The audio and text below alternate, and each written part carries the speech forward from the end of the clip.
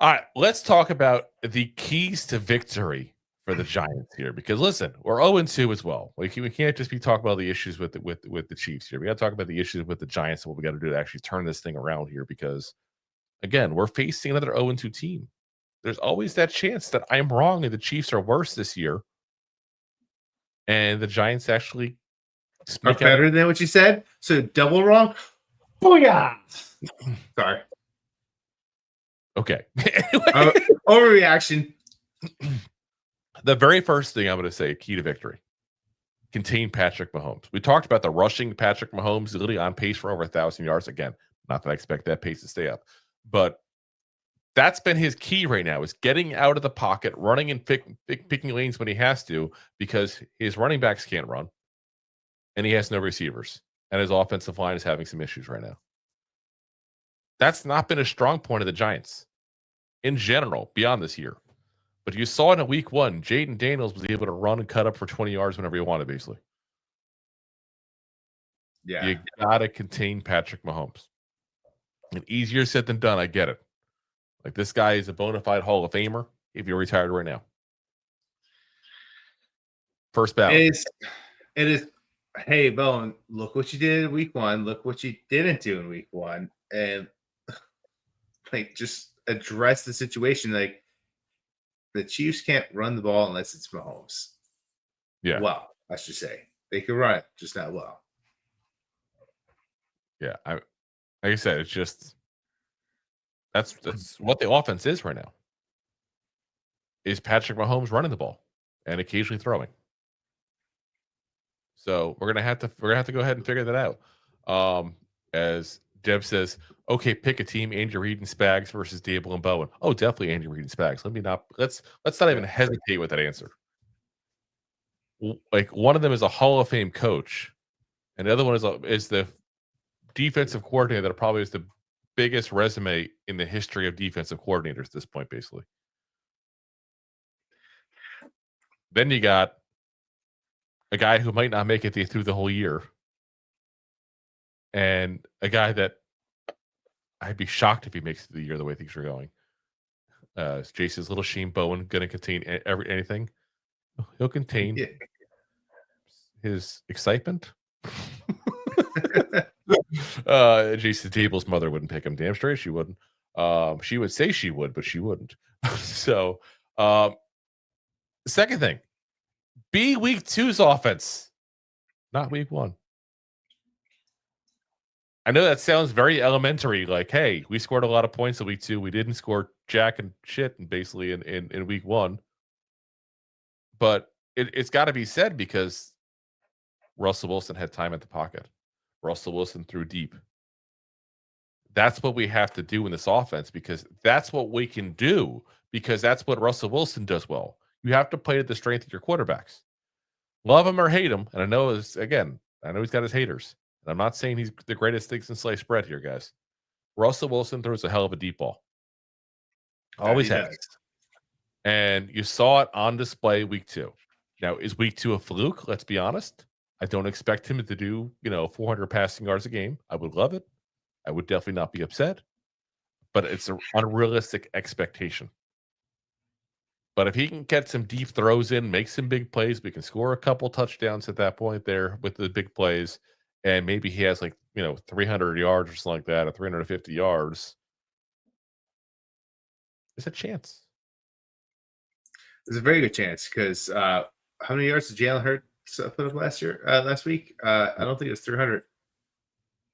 Yeah, I mean, it's a tough defense, guys. And the stats don't necessarily show it yet because, again, they played 2 really good teams to start. But that's a tough defense that we have no reason to doubt is a good defense this year. Between the names they got on there, like Chris Jones and all, like the Spags being the defensive coordinator and all, like that's a defense you can trust going to be one of the better defenses when this thing's all said and done. 100%. Next one. Don't make Kelce look young again. That's what Taylor Swift's plastic surgeons are for. Like, we have a tendency to always play tight ends bad. Always. We got killed by Ferguson last week. Zach Ertz, when his Walker and everything looked damn good against us week 1. Like, we were hoping Javon Holland would be the fix for everything going on here, basically, with this with the coverage of the tight ends. Like, listen, he shadow on the tight ends, basically. Yeah, if we can make Ertz look as good as he did week 1, you don't think Kelce is going to bounce back and have a pretty good stat line going into week 4? That's honestly, and that's why I got to bring it up, because he's 35 years old on the downward swing, but that's not a good matchup considering the history of what we do with tight ends and the history of what's happened the first 2 weeks, plus all the linebacker injuries we have. Not a good mix, guys. Not a good mix at all. So, hopefully we keep him for 30, 40 yards and that's it. I think that's a realistic goal. I don't think you shut him down fully because he's still another guy's probably a Hall of Famer too as well. So, but we don't do good against good tight ends, guys. It's not good. Next one. Get a running game going. Like, you can't be one-dimensional in the NFL because eventually someone's going to shut down that dimension. Like, that's what it is. You can't keep throwing the ball, and expecting no one to go ahead and just say, screw it, let him run. We're going to keep on going against the row. And we can't run it. And I know Cam Scadaboo's got some people excited at that point there, and rightfully so. He had a decent, outing there yesterday. It wasn't like he lit the world on fire. It wasn't like he went ahead and did like 150 yards or something crazy. It wasn't like he was breaking off big play after big play after big play. Like, that's just 40 yards rushing. And most of them came on that one big run he had when Jackson Dart came in for the first time. So we got to figure out something. And I'm hoping Andrew Thomas, again, coming back is going to help. I really do hope that.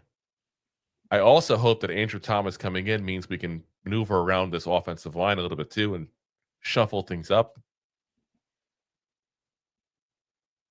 Yeah. Yeah. I mean, AMS can go to the BENCH. If that's what has to happen, listen, we have to put Luminor, we have to put whatever in center. Like, it is what it is. Like, wherever you think is best when you shuffle it around, like, but we got to get that running game going 100%. Like I said, if Thomas is in there, I don't care if you have to go put Bellinger in, get the running game going. Yeah, I mean, do whatever you have to. Even Manhertz, bring them both in if you have to do that way. Like, I don't care what you got. We got to figure out a way to get this thing going. We got to figure out specifically how to get Tyrone Tracy going. I had a lot of hope for him going into the season, and it's not been good. It's been really sad the way he started off here so far, and obviously he didn't have the greatest end to the 2024 season. We were all hoping it was mostly because of the fact that he was battling injuries, but yeah, it's been really bad. Really bad. It's like he was exposed to some tape. Yeah. And you wouldn't think with a running back that'd be an issue because you're running. It's not like you're looking at like, oh, I wonder what he's doing. Oh, look, he's running forward. Like but there's obviously, I hear that, but there's still signs of what a running back does before he actually goes hit the box. No, but I'm saying because you hear more about that with quarterbacks than anything else. But obviously, there's something they're seeing here that they figured out with Tracy, the run offense as a whole. I'm not sure, or maybe we're all overthinking this, and it really is just the offensive line sucks. That could be, but listen, every player has a little a niche that they do. A tell niche, whatever. Yeah. Same thing, like a right before he hits a pocket, you don't know. He might drop his left elbow twice before he decides to run into a pocket. Yeah. Right. Or maybe there's a you can see something slight movement he makes when he tries to juke, and you know which way he's going at that point there. Yeah. You know, I don't, and again, I don't know because this is stuff that you don't doesn't get released publicly, obviously, but there's obviously something going on. Whether it's him having, people figure out to tell, whether it's the offensive line, whether he's battling maybe a minor injury, we don't know. But I mean, something's going on in their first couple games, and we need to get a running game going. Next one, be the defense we thought the Giants D could be. Like that's that's really insanity. Like the way this defense has started off has probably been the biggest disappointment in this entire team. Because let me give you some stats real quick where we're at. 27th in the NFL in points per game. 32nd in yards per game. There's 32 teams in the NFL. 31 in rushing, in yards per rush. 29th in passing plays per game. This was supposed to be a top tier defense, and it was supposed to be a defense that's supposed to get after the quarterback, put a lot of pressure on him. Yeah. And I really haven't seen it. We're ranked 15th in sack percentage. Yeah. Like I'm not okay with average. We're average. We have an average pass defense right now. I'm say pass rush, I should say. Pass defense is even worse because of the fact that we're, not able to go ahead and cover people too. But that's insanity. Like that's where we're at for this team that had so much hype, so much hope. That's where we're at. And I 100%, we'd be very clear on this. I 100% blame Shane Bowen. And I've said all along, we should give this guy a chance. I just want to make sure I'm clear. I'm not going back on that. I said we need to give him a chance because everybody was injured last year. We gave him a chance. And he's ruining his chances. Playing preventive defense when you're trying to win a game. Not blitzing when you have tons of pass rusher. You're not preventing anything with those stats. But that's what he went. You're preventing playoffs is what you're doing. At the end of that game last week. Like, that's insanity. Yeah. You can't do that. Point blank. So, like I said, we're gonna have to see it. Hopefully, again, we talked about it, in the post game last week.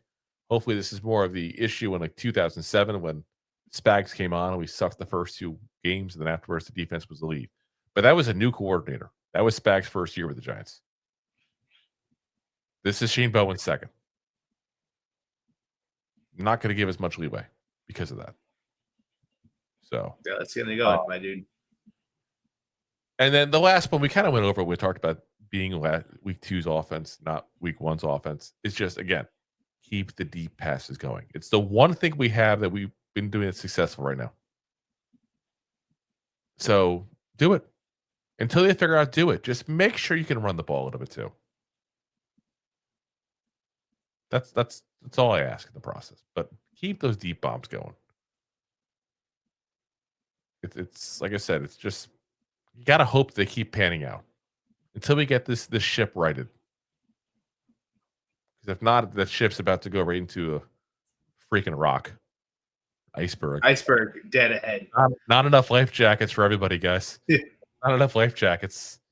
And the first one we left on the boat is the string quartet. The string quartet of Dable, Shane Bowen, Mike Kafka, and whoever else they want to put there. I don't know who the fourth person is. I would say John Mayer, but you can't put the owner there. I'm just wondering how much longer this losing continues before Steve Tisch comes on a plane. You know what's bad when Steve Tisch comes to town? He kind of lets Mara do his thing, and then all of a sudden he's like, okay, well, you're not doing this right. Move aside. Yeah. We got to do this again. Steve Tisch is here. I got this. Oh my god. Thanks for watching. Like the show? Of course you do, or you would have turned it off by now and not be hearing me. There are plenty of ways to support the show. YouTube is the best place to join us, and we offer memberships there with fun benefits like custom emojis and early access to video clips. Of course, there you can also send super chats and stickers to send one-time support payments. The best way to support the show is to buy these drunk idiots beers at buymeacoffee.com/2giantgoofballs. Along with one-time support payments, there are also monthly plans, so you can continue to help kill their livers each month. You can also show people that you are a goofball by visiting our store at 2giantgoofballs-shop.fourthwall.com. We got everything from shirts, hats, phone cases, funny candles, buttons, stickers, and even a 2 Giant Goofballs towel to dry off your goofballs. Of course, you can always support the show for free by simply hitting the like, subscribe, and share button wherever you are watching or listening to this. Hit the thumbs up on YouTube. Leave a 5-star review on Apple Podcasts. It helps the show tremendously, and quite frankly, the goofballs suck at marketing and need your help to get the word out. Thank you for being part of the Goofball Army and for taking the time out to support the show. If you like that clip, then you will love the full episodes too. Find us on your favorite podcast app and look for us on all your favorite social media platforms. Thanks so much. Please, I'm